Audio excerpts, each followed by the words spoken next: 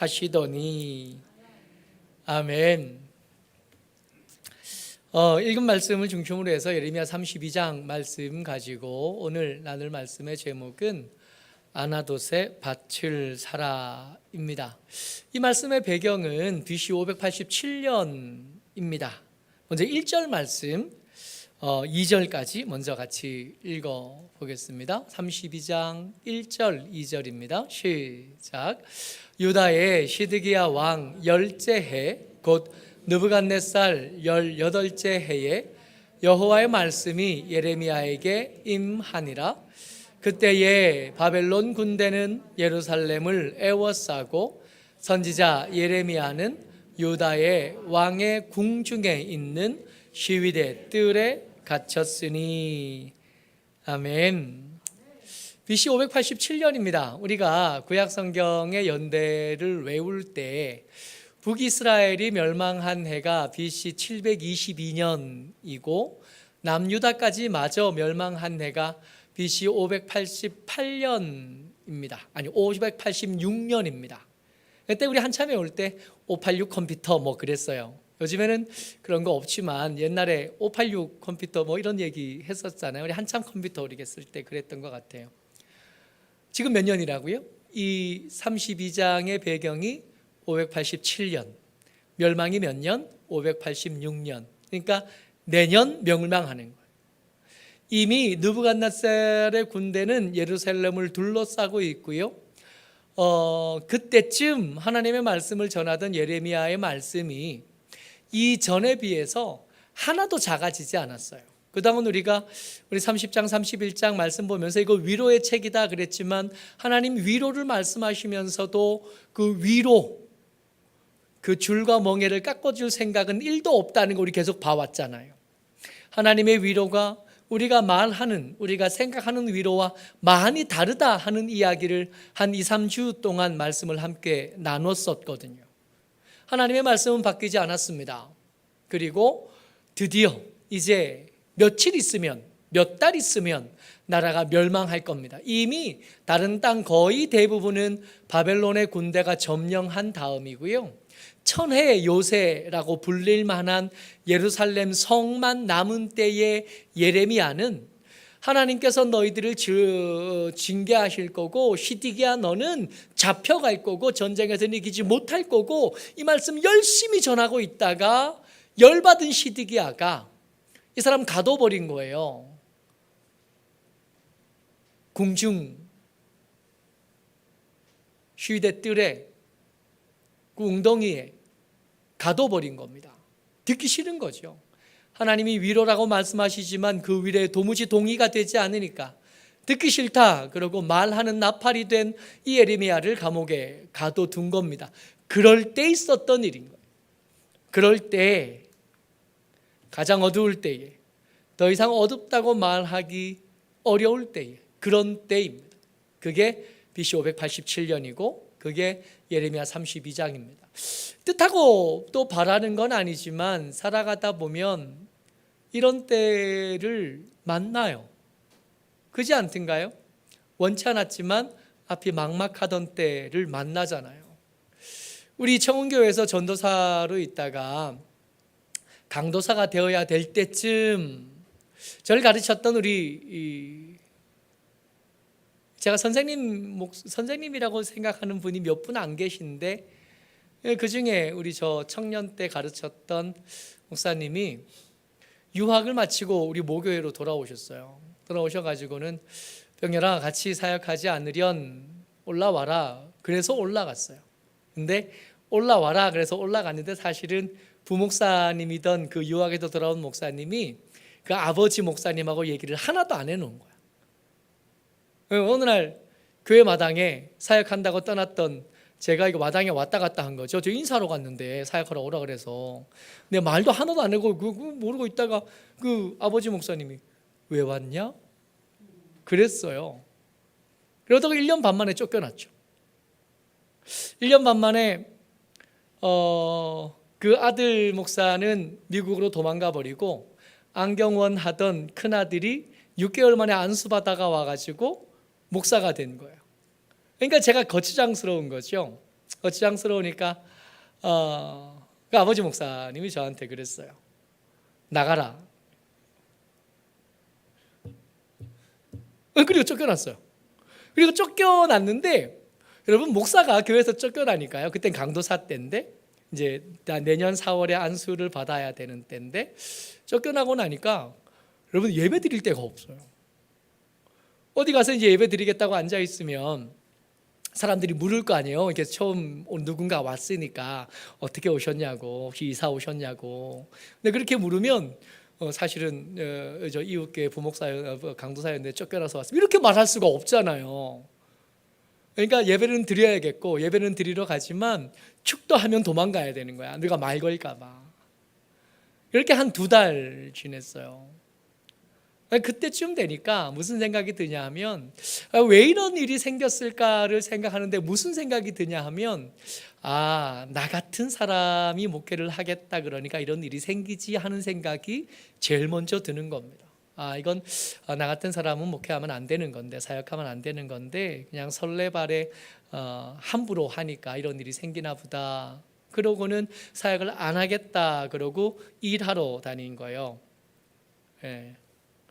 일하러 다니다가 그래도 그냥 있을 수는 또 없고, 신대원 마지막 해였으니까 이게 구인 광고 같은 교회들, 전국에 있는 교회들에다가 써둔 이력서와 자기소개를 복사 붙이기 위해서 구인 광고 나온 우리 교단교회 모든 교회 다 보냈어요. 그래서 면접을 보러 다니는데 서울도 가보고 그 위에 포천도 가보고, 안 간 데 없이 다 갔어요.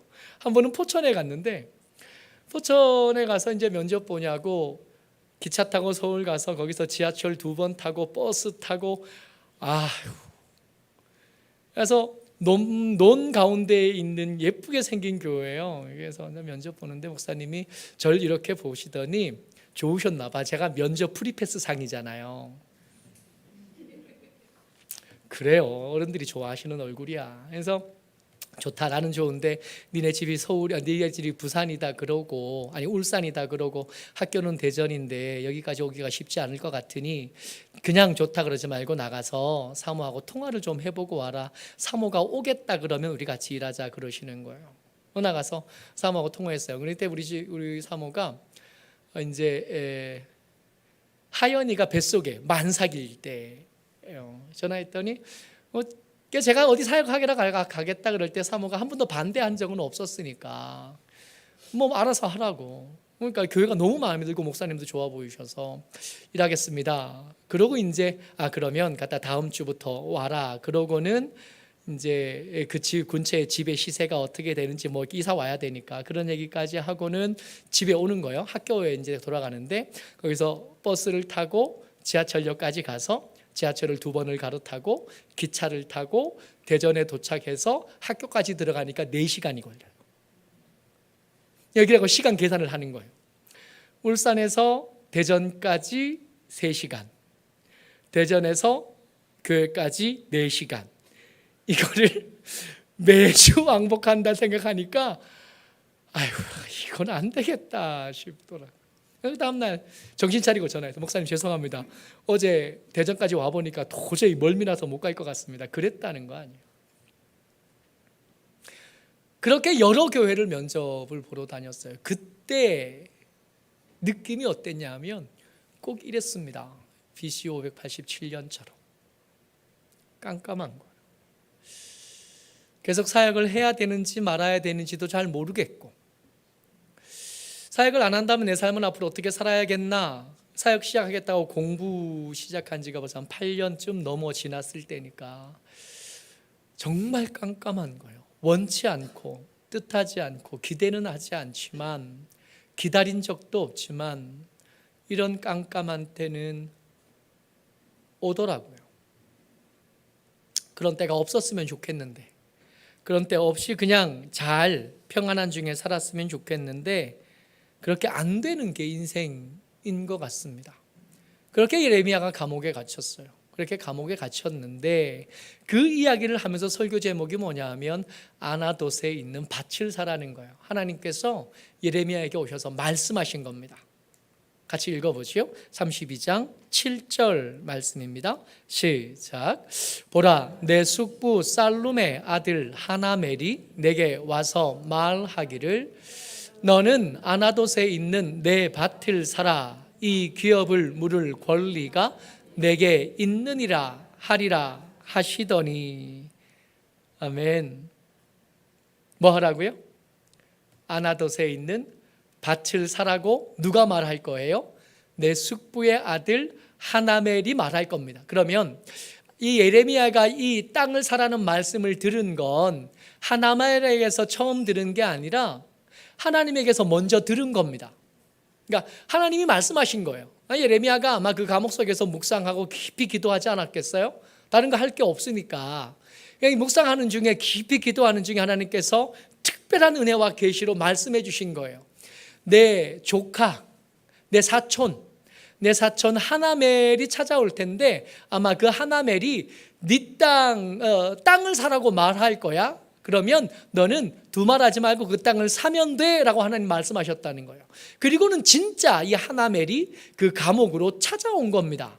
그리고 그 하나멜이 이 예레미야에게 뭐라 그러냐면 너를 위하여 이 땅을 사라는 거예요. 참. 여러분 입장 바꿔서 이 말씀을 읽어보면 기가 막혀도 유분수가 있는 거예요.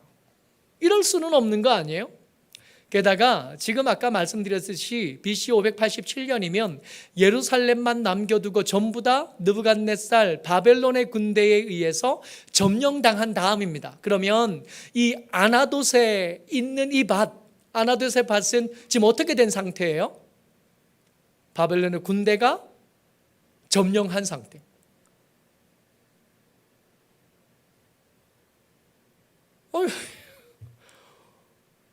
그 땅을 뭐하러 사요?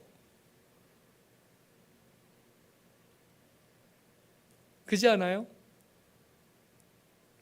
지금 당장 내가 살지 죽을지도 모르는데 이 나라는 반드시 망할 건데 이 땅을 뭐하러 사요? 근데 그냥 그저 사라는 것도 아니에요. 하나님께서 말씀하시고 하나멜과의 그 땅을 사고 파는 이야기가 쭉 이어지는데 이 말씀들이 이어지면서 정말 기가 막힙니다. 9절 같이 읽어요. 시작. 내 숙부의 아들 하나멜의 아나돗에 있는 밭을 사는데 은 17세겔을 달아주되. 얼마를 주라고요? 은 17세겔을 달라주래요. 여러분 그때 땅값이 얼마나 됐을지를 알 방법은 사실은 없습니다만은 성경에 땅을 사고 팔았던, 돈 주고 사고 팔았던 이야기들이 몇 가지 있습니다. 그런 중에 우리가 가장 뚜렷하게 기억하는 게 뭐냐 하면 예수님을 팔아먹었던 가룟 유다가 예수님을 판값 은 30개를 가지고 이건 내가 못 가지겠다 하고 성전에 던져놓고 목매 죽잖아요. 그랬더니 제사장들이 이것을, 이 핏값을 이건 성전 궁궐에 넣어두는 것이 합당하지 않아 그러고는 가룟 유다가 목매 죽은 그 밭을 사고 그것을 나그네의 묘지로 삼죠. 그 나그네의 묘지로 삼은 그 밭 이름이 뭐냐 하면 아겔다마입니다. 이건 수도권에 있는 땅인 거예요. 수도권에 있는 땅을 사서 공동묘지로 삼을 만큼 수도권에 땅을 사면 그게 값이 얼마냐 하면 은 30개쯤 된다고요. 아나돗이잖아요. 수도권 아니에요. 예루살렘에서 꽤 거리가 떨어진 곳입니다. 그럼 땅값이 얼마쯤 할까요? 얼마쯤인지 예상하는 게 의미가 없긴 하지만 수도권에 땅 살 때 은 30개인데 은 17개 주고 샀으면 그렇게 싸게 주고 산 건 아닌 것 같은 거예요. 그렇지 않아요? 그냥 대충 이미 빼앗긴 땅이고 네 소유로 인정될 수도 없는 땅이고 이 땅을 내가 산다고 해서 내 아들에게 물려줄 수도 없고 내 아들이 있는지 없는지도 모르겠고 살지 죽을지도 모르는데 그 땅을 사는데 그냥 사는 게 아니라 값을 다 치르고 사라는 거예요.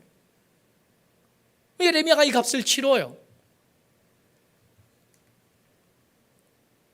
10절이요. 시작.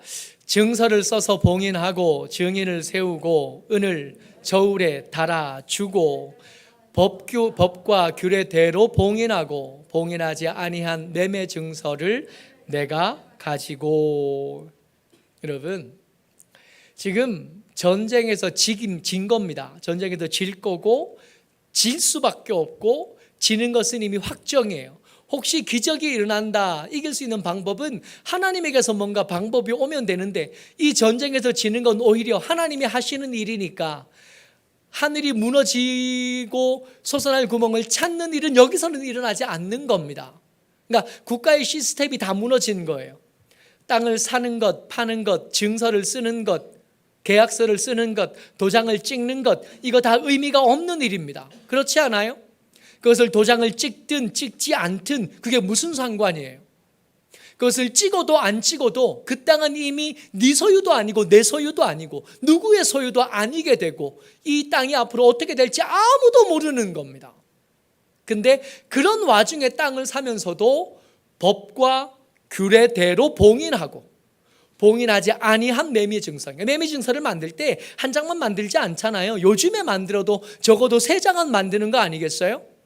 파는 사람 하나, 사는 사람 하나, 공인 중개사 한 사람 하나. 그래서 적어도 3장은 만드는 거 아니에요. 이거 다 한 겁니다. 규칙 따라, 절차 따라. 지금 예레미야는 어디 있어요? 감옥에. 아나돗은 점령지에. 그것을 팔라고 찾아온 하나멜은 이미 피난민이. 피난민이 내 고향에 있는 땅을 물을 권리가 너에게 있으니 감옥에 있는 사람 찾아와서 파는데 가격까지 돈까지 알뜰하게 다 챙겨간 겁니다. 근데 이게 이 장면을 두 사람들이 숨어서 부동산 안에서 계약하는 게 아니라 감옥에서, 그 옆에 누가 있어요? 간수들 있지 않겠어요? 온갖 피난민들 다 예루살렘에 다 와 있는 거 아니겠어요? 12절 시작. 나의 숙부의 아들 하나멜과 매매 증서의 인친 증인 앞과 시위대 뜰에 앉아있는 유다 모든 사람 앞에서. 여러분 이 간수들의 눈에 지금 땅을 사고 팔고 있는 이 하나멜과 이 예레미야가 어떻게 보였을까요? 왜 미친놈들이 이 나라 망할 거라고, 이 전쟁에서 이길 수 없다고 제일 큰 소리로 말한 놈이 감옥 안에 있고 이미 빼앗긴 땅에 땅 문서를 들고 와가지고 감옥 안에 있는 예레미야에게 사라 그러고 있고. 근데 그걸 사는데 여러분 증인이요, 증인. 매매 증서의 인친 증인. 아마도 옆에 있던 간수 아니겠어요? 여러분 증인하러 누가 와요? 기가 막힌 꼴을 보는 겁니다. 그러니까 이들의 눈에, 이 증인들의 눈, 그 앞에 모든 사람들의 눈에 믿음의 사람 예레미야와 그 사람에게 땅 팔려고 온 그의 사촌 하나멜의 모습은 미친놈이니.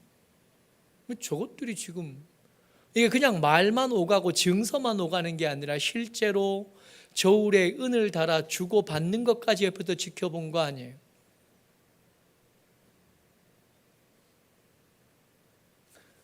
여러분 때때로 믿음의 일은 이렇습니다. 이 와중에 기도하는 게 무슨 소용이 있겠나 말합니다. 이런데도 너희의 하나님이 살아계신 게 맞나 말합니다. 이 지경이 돼서도 너는 네 믿음, 내 하나님을 붙잡고 있나 말할 겁니다. 근데 예레미야는 그런 사람들의 그 따가운 눈총 속에서도 그게 해야 될 일들을 합니다. 말씀하셨으니 순종하고, 말씀하셨으니 값을 치르고, 말씀하셨으니 이것이 함부로 되어지지 않도록 절차를 지키고, 과정을 지키고, 도장을 찍고, 옆에 엄한 사람 불러다가 너도 증인이다 그리고 지장 찍게 하고, 해야 될 걸 하나도 포기하지 않고 그대로 다 해내는 겁니다. 때로는 믿음의 일들이 세상 사람들의 눈에 이렇게 보입니다. 12절 지나서 계속 읽어봅니다. 시작. 그 매매 증서를 마세야의 손자 네리야의 아들 바룩에게 붙이며 그들 앞에서 바룩에게 명령하여 이르되 만군의 여호와 이스라엘의 하나님께서 이와 같이 말씀하시기를 너는 이 증서 곧 봉인하고 봉인하지 않은 매매 증서를 가지고 토기에 담아 오랫동안 보존하게 하라. 아멘. 이걸 항아리에 담아서 그리고 땅에 깊이 파서 묻어두랍니다. 지금 당장 너희들의 눈에, 그 주변 사람들의 눈에, 지금 당장 너희들의 눈에 내가 믿음을 지키는 것, 내가 하나님의 말씀에 순종하는 것, 이를 위해서 대가를 치르고 헛되어 보이는 이런 하는 일들이 언젠가는 그대로 이루어져서 이것이 내 아들의 재산이 될 거고, 이것이 내 아들이 씨앗을 심을 땅이 될 거고, 이것이 내 후손들이 그 심은 것과 그 심은 것에서 열매를 따는 믿음의 현장이요 역사의 현장이 될 거다라고 말하는 겁니다. 이게 말도 안 되는 일을 그저 그냥 땅 사고 파는 이야기일까? 부동산 투자에 대한 이야기가 아닐 거란 말입니다. 지금 하나님께서 감옥에 갇힌 이 예레미야에게 땅 사라 말씀하시고 그 주변 사람들에게 말해주고 싶은 이야기가 있는 거예요. 희망에 대한 이야기. 가정 어두울 때, 아무것도 보이지 않을 때, 정말 손을 내밀면 그 내민 손끝이 보이지 않을 만큼 깜깜할 그때 우리에게 진짜 필요한 건 돈이 아니거든요. 그때 우리에게 진짜 필요한 건 인맥이 아닙니다.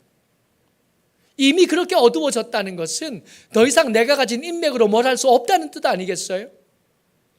손을 내밀어서 그 손의 끝이 안 보인다는 뜻은 무슨 뜻이냐면 내 통장에 있는 잔고로 내 상황과 형편을 바꿀 수 없다는 거 아니겠어요? 가서 전등 스위치를 찾아서 켤 수 있는 거라면 그걸 누가 어둡다고 말해요? 여기서 587년 망하기 직전에 희망이 되려면 내가 만든 것, 내가 상상할 수 있는 것, 내가 동원할 수 있는 것으로는 희망이 되지 않습니다. 그런 일은 일어나지 않을 뿐만 아니라 그런 일이 일어난다고 해도 그 참혹한 어두움은 내가 기대하는 그것들을 충분히 삼킬 수 있는 잔혹한 힘을 가졌습니다. 그건 희망이 되지 않아요. 희망은 우리가 만드는 게 아니라 능력 있으시고 우리를 향한 호의로 가득하셔서 그 호의로 당신의 아들까지 죽이실 수 있는 하나님이 만드시는 게 진짜 희망입니다. 희망은 우리 중 누가 우리에게 줄 수 있는 게 아니라 진짜 위로도 마찬가지 아니겠어요? 위로해야 될 상황이 많고 위로해야 될 여러 가지 일들이 많은데 정말 위로해야 될 그 자리에 가면 말 한마디도 함부로 못해서 꿀먹은 벙어리처럼 되는 거 아니에요? 오늘 아침에 부고를 또 한 번 받았습니다. 작년에 우리 부흥회하셨던 윤용 목사님 그 아버지가 돌아가셨어요. 그래서 장례가 치러지는데 이 윤용 목사님과 그 아버지의 관계가 참 슬프고 아프고 어렵습니다. 평소에 윤용 목사님 매번 그렇게 말했어요. 난 아버지가 싫다. 난 아버지가 너무 싫어서, 난 아버지가 너무 싫고 미워서 어쩔 줄을 못하겠다. 근데 그러면서도 치매 걸린 아버지를 모시고 살았거든. 어릴 때부터 관계가 안 좋아. 그 안 좋은 관계 때문에 인생이 너무 힘들었던 사람이 윤용 목사님. 그 목사님이 치매가 걸리신 뒤에 이 목사님 모셨어요. 정말 힘들고 어려웠는데 그 일들을 잘 감당하시다 이제 소천하신. 그래서 그 장례식이 좀 특별해요. 내가 가서 위로의 말을 전해야 되는데 그러면 가서 뭐라 그럴까요? 뭐라고 말하면 위로가 될까요? 정말 위로가 필요한 순간에, 정말 위로가 필요한 장소에 가면 뭔가 좀 위로가 되고 싶기는 한데 마땅히 해줄 말이 떠오르지 않는 거예요. 혹시 이 말이 신뢰가 되지 않을까? 혹시 이 말이 오히려 더 상처를 해집는 게 되지 않을까? 조심스러워져서 그냥 언젠가 우리나라에서 제일 유명한 장의사시래요. 장례 도우미시래요. 유퀴즈에 나오셔서 그러시는 거예요. 유재석 씨가 물었어요. 장례에 가면 무슨 말을 하면 됩니까? 그랬더니 이 가장 유명하다는 이 장례 지도사가 뭐라 그러냐면 슬픈 눈빛이래요. 어설프게 뭔가 말해주지 말고 슬픈 안색, 슬픈 눈빛, 그거면 된다 그러죠. 근데 정말 공감이 됐어요.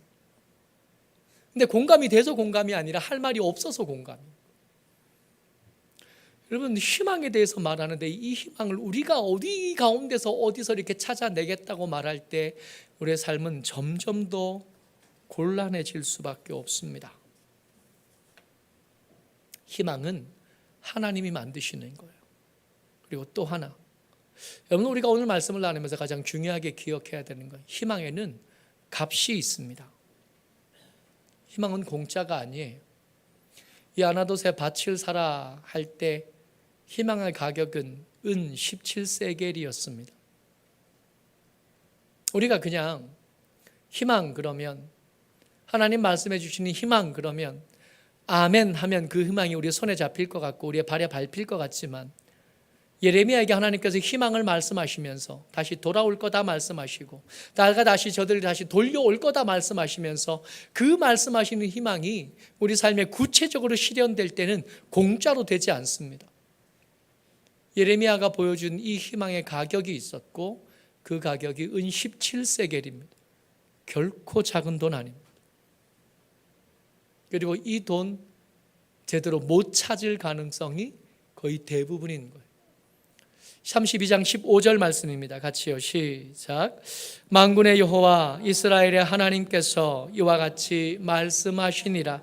사람이 이 땅에서 집과 밭과 포도원을 사게 되리라 하셨다 하니라. 아나돗에 밭을 사라라고 말씀하시면서 하나님이 진짜 하고 싶은 얘기는 이거였다.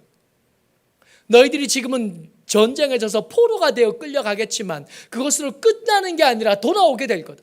돌아오게 되면 반드시 이곳에서 이 사람들이 너희들의 후손이 돌아와서 이 땅에서 집을 사게 될 거고 밭을 사게 될 거고 포도원을 사게 될 텐데, 그때 이 땅 문서를 보고 너희들이 전율하게 될 거다.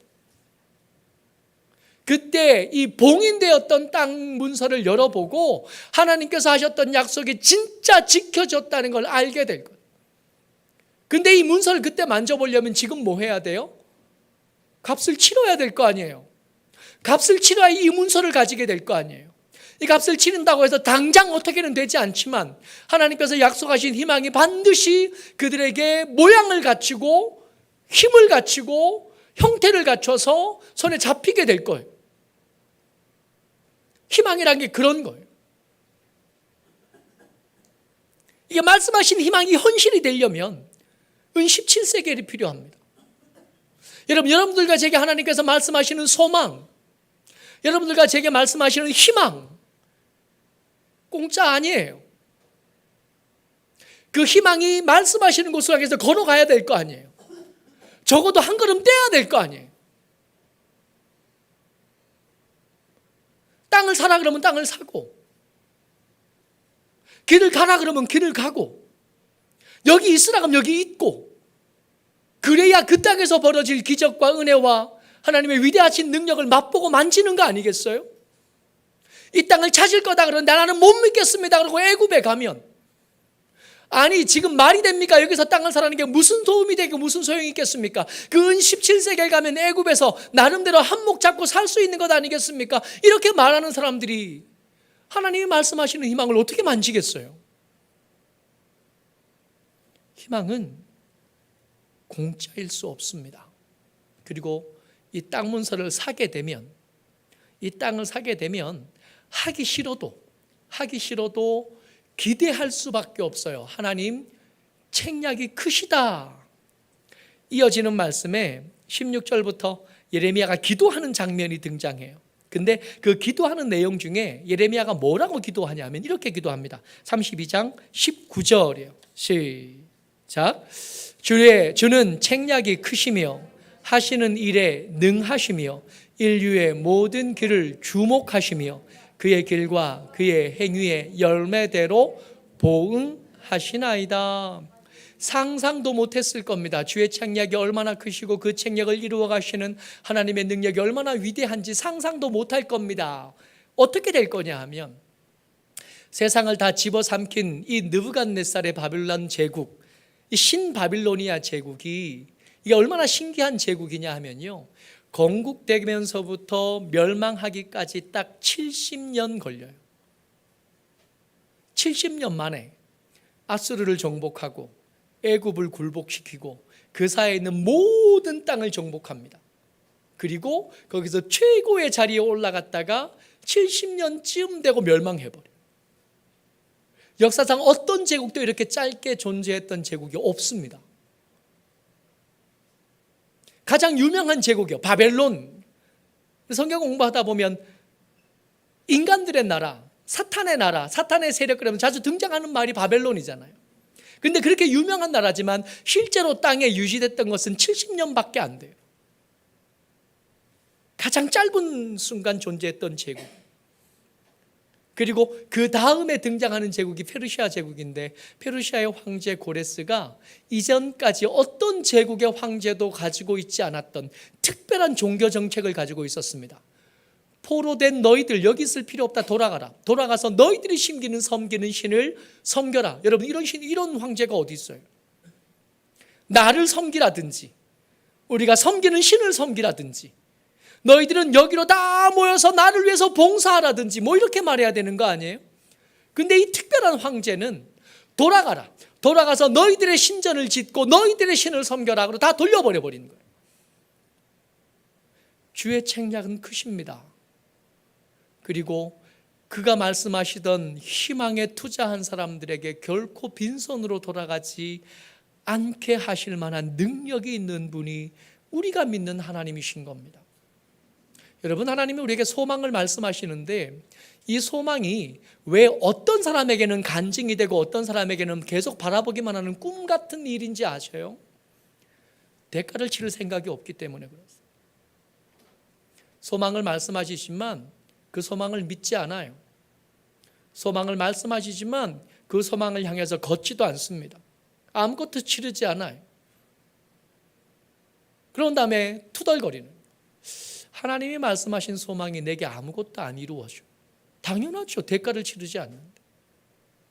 예레미야에게 하나님 소망을 말씀하셨고 그 땅을 사고 파는 것을 통해서 그 주변 사람에게 소망을 말씀하시는데 그 소망이 현실이 되려면 은 17세겔이 필요하다. 순종이 필요하고 헌신이 필요하고 실천이 필요하다.